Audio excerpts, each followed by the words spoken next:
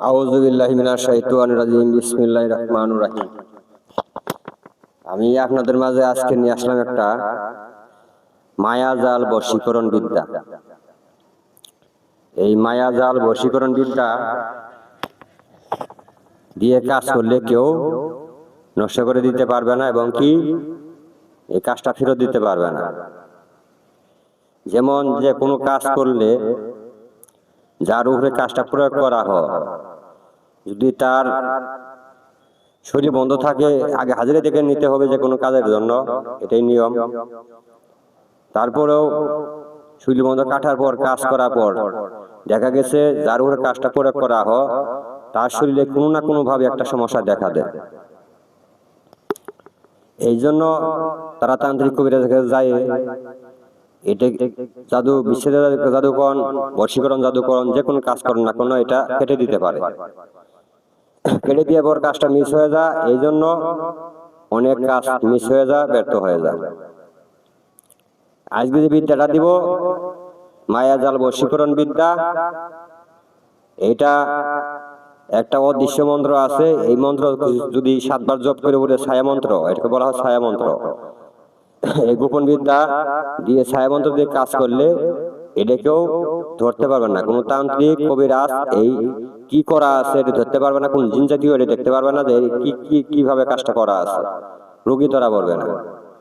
আজকে ভিডিওটি অত্যন্ত গুরুত্বপূর্ণ, এই জন্য অনুরোধ করবো ভিডিওটা শুরু থেকে শেষ পর্যন্ত অবশ্যই দেখবেন। আপনারা দেখছেন তান্ত্রিক গুরু ফজলুর শাহ ইউটিউব চ্যানেল।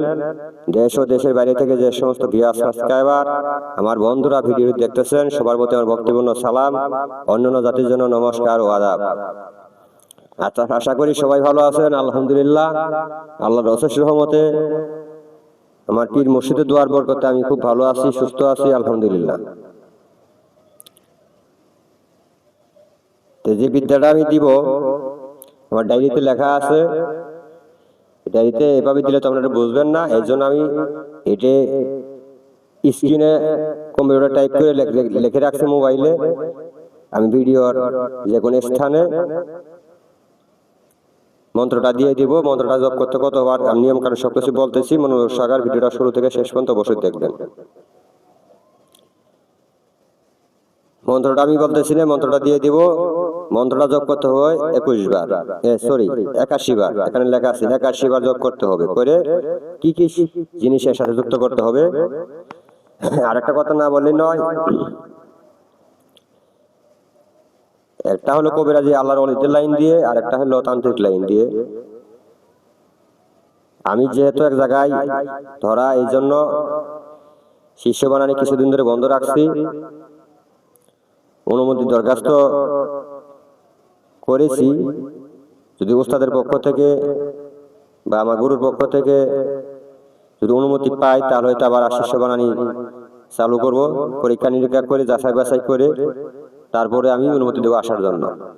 এখনো শিওর না, অনুমতি পাইলে তারপর আপনাদের মাঝে আরেকটা ভিডিও দিব। আমি বশীকরণ কাজ যে নিয়মটা দিতেছি মনোযোগ সহকারে শুনবেন। রূপা দ্বারা তৈরি 3 ধাতু, রূপা সহ 3 ধাতু দিয়ে একটা তাবিজ তৈরি করতে হবে শনি মঙ্গলবারের দিন।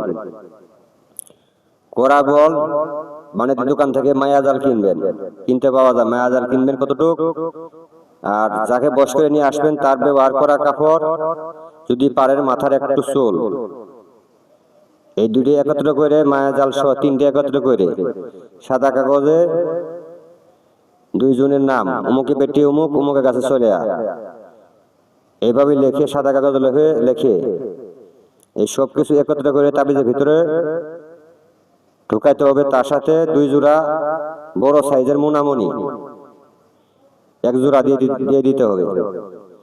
তারপর এই তাবিজটাকে প্রাণ প্রতিষ্ঠা করতে হবে। প্রাণ প্রতিষ্ঠা করা মন্ত্র এর আগে আমি দিয়েছি, চ্যানেলে ভিডিও দেওয়া আছে, খুঁজে নেবেন।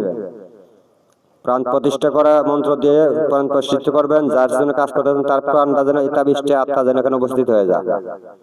প্রাণ প্রতিষ্ঠা করার পর সবকিছু একত্র করে তাবিজের ভিতরে ভরবেন। ভরার পর এই যে মন্ত্রটা দিয়ে থাকবে, এই মন্ত্রটা মায়াজাল মন্ত্রটা 81 বার পাঠ করে এই তাবিজ ভিতরে একটা ফু দিবেন।